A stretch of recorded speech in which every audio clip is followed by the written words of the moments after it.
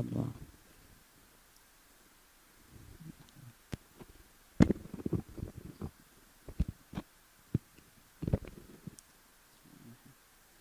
Assalamualaikum warahmatullahi wabarakatuh. Alhamdulillahirabbil alamin. Wassalatu wassalamu ala sayyidil mursalin sayyidina Muhammadin wa ala alihi wa sahbihi ajma'in.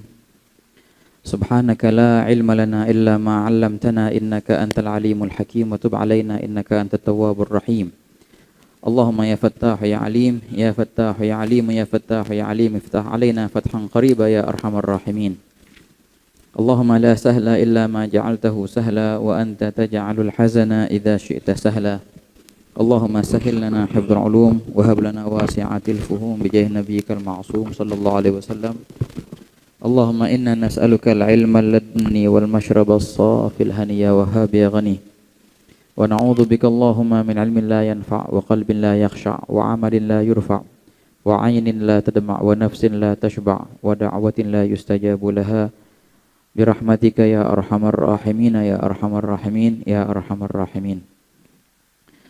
Nawayna at-ta'alluma wat ta'lim wat tadhakkura wat tadhkir wan naf'a wal intifa' wal ifada wal istifadah wal hath 'ala tamassuki bi kitabillah wa sunnati rasulillah wad du'a ila al huda wad dalalata 'ala al khair ibtigha'a wajhillah wa mardatihi wa qurbihi wa thawabihi subhanahu wa ta'ala.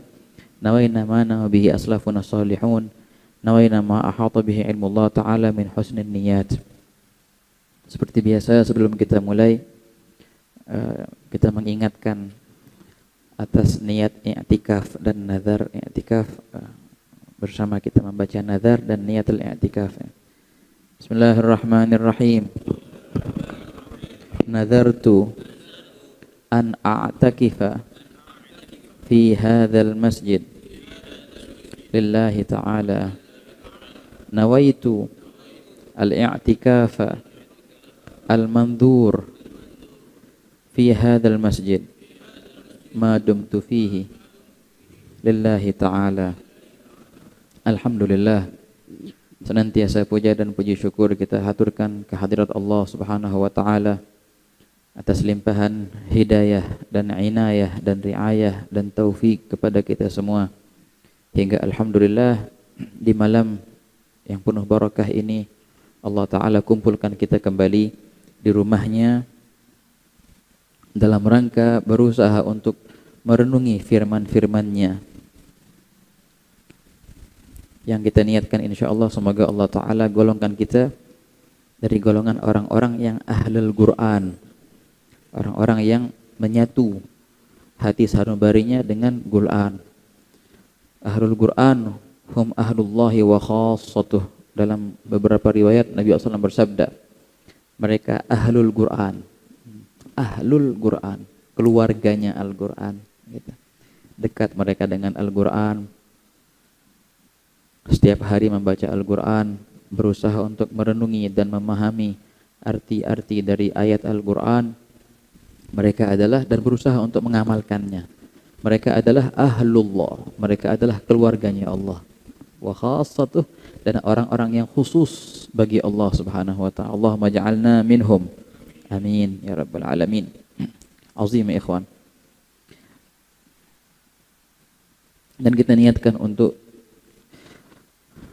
mengamalkan apa yang kita dengar, mentauladani Rasulullah sallallahu alaihi wasallam yang mana akhlak baginda adalah Al-Qur'an. Tatkala Sayyidah Aisyah ditanya bagaimana akhlaknya Rasulullah, maka beliau menjawab kana khuluquhul Qur'an. Ya. Jawaban yang singkat tapi sangat padat. Akhlak Rasulullah adalah Al-Qur'an. Itu kana Qur'anan yamshi. Begitulah baginda sallallahu alaihi wasallam, perumpamanya bagaikan Qur'an yang berjalan. Terwujud Al-Qur'an itu dalam sosok Rasulullah sallallahu alaihi wasallam.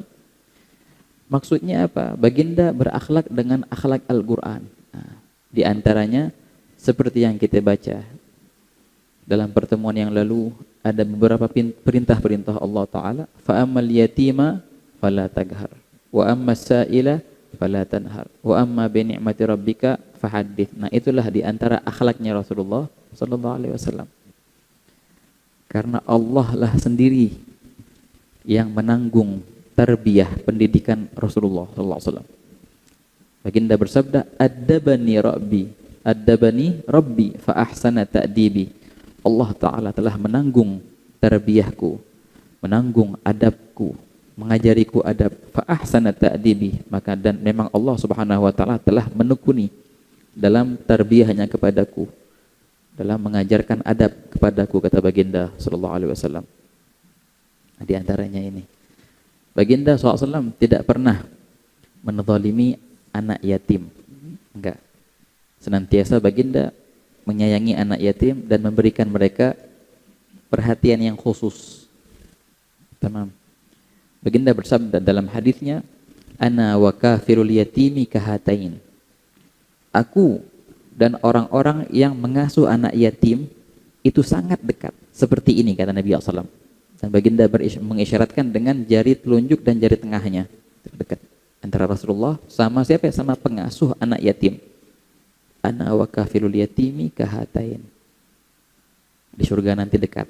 Gitu. Nah, di sini makanya Al-Imam Ahmad Zaini Dahlan mengambil istinbat yang ajib dari hadis ini perihal najat Abi Talib, bahwasanya Abu Talib pamannya Baginda SAW, abahnya Sayyidina Ali, itu di antara kalangan orang yang naji, yang selamat nanti di hari kiamat.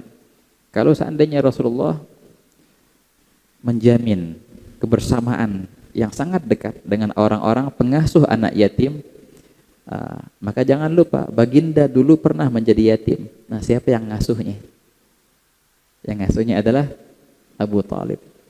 Kalau seandainya pengasuh anak yatim biasa itu dekat dengan Rasulullah, lalu bagaimana gerangan dengan pengasuh anak yatim yang paling afdol, ialah Nabi SAW. Pengasuhnya siapa? Abu Talib. Pasti akan dekat dengan Baginda SAW di hari kiamat nanti.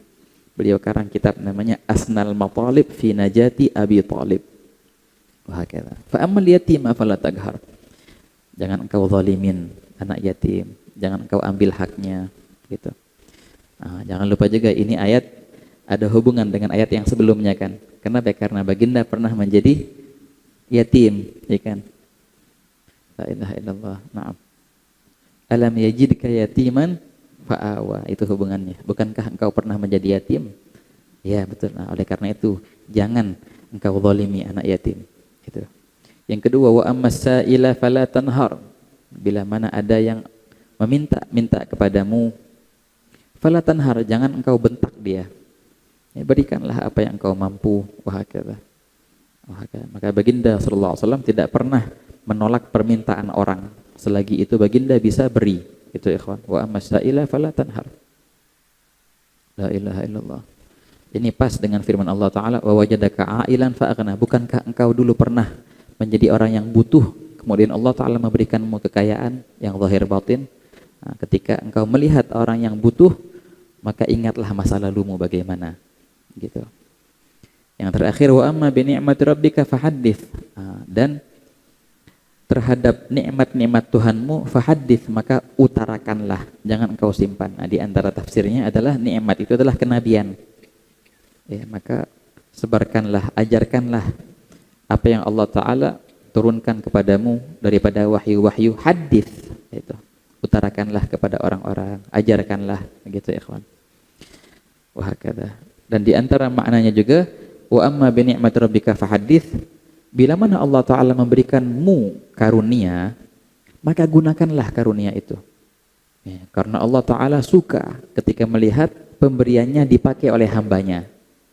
Ya kayak kita, kalau kita ngasih hadiah ke teman kita, pas dia pakai barang yang kita kasih, kita senang. Oh, alhamdulillah dipakai sama dia, senang. Begitu pula Allah Subhanahu wa Ta'ala ketika memberikanmu suatu karunia, maka gunakanlah karunia itu, terutama dalam ketaatannya. Pasti.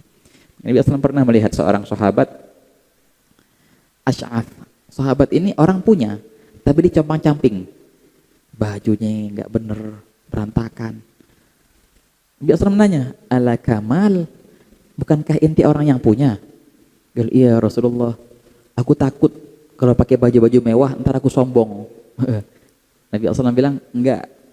Innallaha jamil yuhibbul jamal. Innallaha yuhibbu idza an'ama ala 'abdihi an an yara athara ni'matihi alaihi.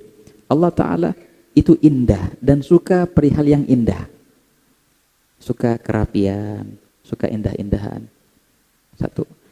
Dan Allah Ta'ala suka untuk melihat nikmat yang Allah berikan kepada hambanya. Begitu ikhwan. Kedua, adapun kesombongan itu tempatnya di hati, bukan di baju.